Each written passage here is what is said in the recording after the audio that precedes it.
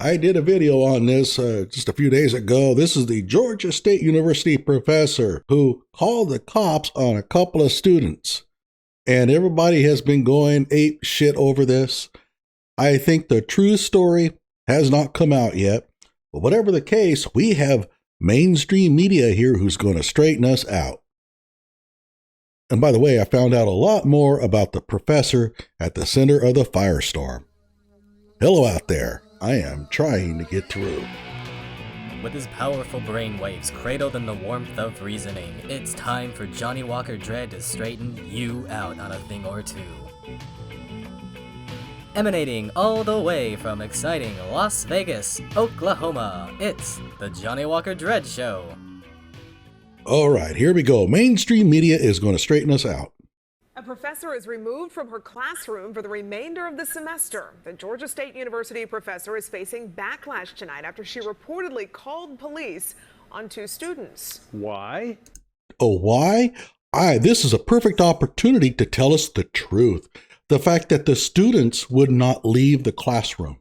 She told them they had to leave. They refused. And so she went and got the cops to go pull them out. So this guy is going to straighten us out on that, right? Because they were late to class. Wrong. He is going to repeat the lie that everybody is saying. So let me straighten you out on a thing or two. The reason why the cops were called was because the students refused to leave the classroom. As Fox 5's Brian Hill explains, a video detailing what happened has now been viewed hundreds of thousands of times on social media.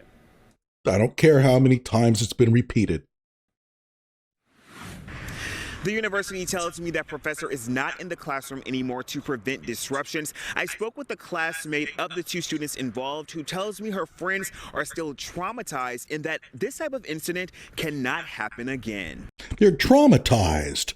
Can you imagine? They show up late for class and the teacher says, hey, you can't be in here. You're late. I have very strict policies regarding this. Now, I'm not a fan of the teacher's policies. I think they're overly strict. But whatever the case, that's what the teacher probably told them. You can't be in here. You were late. You need to leave. Okay? These two students are traumatized. Amazing. Both of the students, a woman and a man, started crying because they were so terrified of what could happen to them. Yeah, let's put the word man in quotation marks. That's no man. He was crying. A full-grown, mature adult male was crying because the cops came and told him he had to leave a classroom. Can you imagine a grandpa who's got his kids around and the grandpa's telling a story? Yeah, there I was, Monte Cassino. The Germans were held up there. They had machine guns and mortars. And our commanding officer said, we got to take that position, men. It's going to be dangerous. A lot of you aren't going to make it through, but we have to take it. Are you guys ready? Yes, sir. That's what we told the commanding officer. Yes, sir. Oh, Grandpa, stop. We have a news story we want to listen to. Oh my gosh, a couple of kids had the cops called on them. Oh, this is terrifying. This is so traumatic. I don't even know if they're going to be able to go back to the classroom tomorrow because that teacher is probably still going to be there. Yeah, that's what has happened to our society. We went from storming Monte Cassino to this crap. Traumatized for what? Does anybody really think for one moment that the cops were just going to come in there and pull their guns and start shooting them? Really? Who thinks that? Bria Blake posted this video on TikTok last week explaining what she says happened inside a Georgia State University classroom. Two black students had the police called on them today at Georgia State's perimeter campus in Newton County for being 2 minutes late to class. That's not why the police were called. We actually don't know the real true reason, but it's almost certain that A, the students wouldn't leave, and B, they were probably belligerent. We'll see. We sat down with Blake on Tuesday to discuss the incident. I was worried. I was angry. She tells us the professor, who university officials identified as Carissa Gray, asked the two students to leave, but they refused. Oh, they refused. Okay. Now keep in mind, we're getting one side of the story. Who in here believes that Blake is being perfectly honest in all descriptions of what happened? Allegedly saying they paid to be there. That's when Gray reportedly left, then returned with 2 campus police officers. Now, what are we missing out here in the story? Perhaps that the students were loud and disruptive. Perhaps they were obnoxious. We don't know, but Blake's not going to tell us. Even though the professor herself is black, we know what happens when, black people are confronted by police, especially. Well, let's see here. What happened? They got thrown out of the class. Did they shoot them? No. What happened? I thought that when the police came, they were going to shoot these students. That didn't happen, did it? Maybe your fears are exaggerated. Maybe you're resorting to hyperbole. Especially when those police are white. Oh, this is the white police now. This is racism. It only took a little time for the race card to get played. The spokesperson tells us the provost and chief of police met with the 2 students involved earlier this week. Yeah, that nut job named Dr. Rashad Ritchie was making this big deal out of the fact that, the president, he's a black man and he's a good dude. Doesn't matter. It's the provost who's going to be important here. The president's not going to get involved in this. They went on to say that Professor Gray was removed from teaching the in-person classes so students could finish the semester with minimal disruption. How would you like to be the other students in that class now that have to go through the trials of a new professor, all because these 2 whack jobs in the back couldn't be on time and refused to leave the classroom when told to do so? As of right now, I don't think she should still be teaching at all in any classroom in any capacity. Guess what? You're not getting rid of her. I'll go over her CV here in a moment. Blake says she hopes this situation is a learning lesson for everyone moving forward. The police are not to be used for frivolous matters. It's not up to you to decide when the police are to be used. When did you become an administrator, asshole? You don't have any experience in these matters. But let me go ahead. If she really feels that that is true, that the police should not be called because students don't want to leave, let me ask everybody out there a question. All right? What if the instructor decides that she still wants to show up and teach? So she shows up in the classroom. And refuses to leave. What are you going to do? You know that not all the students are just going to get up and walk out. The ones that get up and walk out are the ones that are going to be deprived of their education. And so the students are not going to get up and walk out. So what are you going to do? Oh, we'll call the dean. The dean can't do anything. The chair can't do anything. If they try, she could simply say, no, I'm not leaving. And let me tell you what they would do.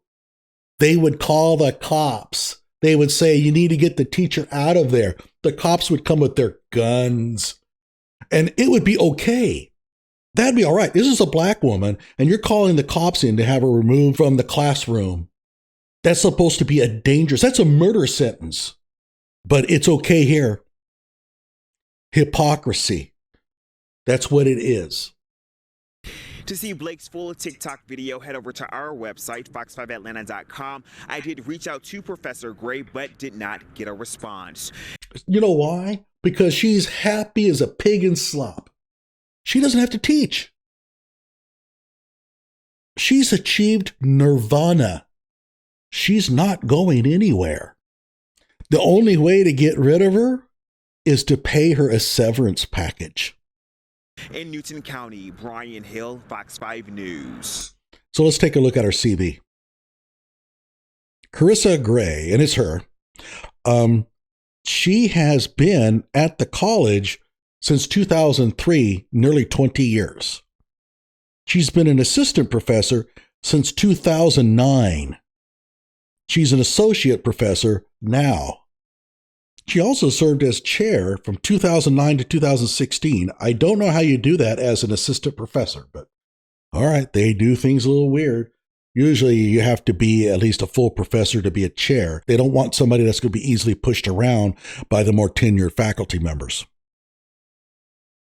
So she has a master's degree. She does not have a PhD. I don't know how you become an associate professor without a PhD in English, but well, she was able to do it. Pretty much Students Appreciation Award at DeKalb. I don't think she's going to win that this year. She's written some poetry. And she's a part of a lot of professional societies. The standard, though, National Council of Teachers of English. That's a pretty standard one. Her presentation, Reunite, Reconnect, Reengage. She might have to be doing some of that here. Love, shock, and awe. Cognitive affective strategies to engage adult learners. Well, she got the shock part in. Elmina Slave Castle, the door of no return. I have no idea what that's about. And she's got a couple things here on the Tuskegee Airmen. And been on a lot of professional meetings. American Slavery, an interdisciplinary symposium. Then Teaching the Middle East 4, Media and Society.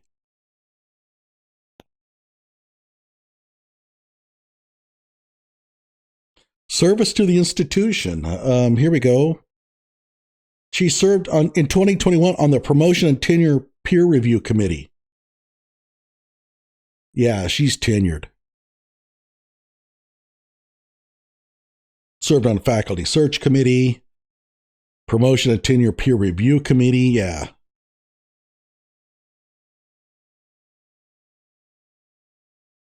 For 4 years, she worked at the Abandoned Baby Center in Nairobi, Kenya.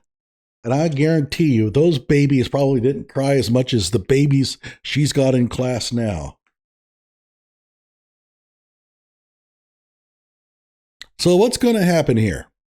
Well, first of all, and I assuming she's tenured, it certainly looks like it, they're going to have to replace her with an adjunct, which means that the students are going to have to pay for that. She gets to stay home in her jammies while they're going to pay for an adjunct to take over her teaching load. Usually faculty have to get grants for this kind of thing.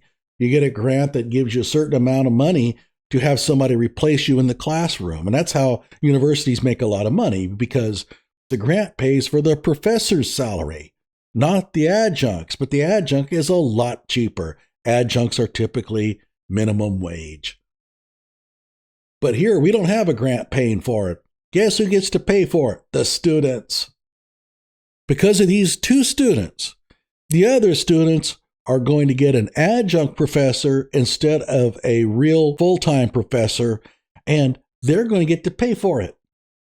Like my video, subscribe to my channel.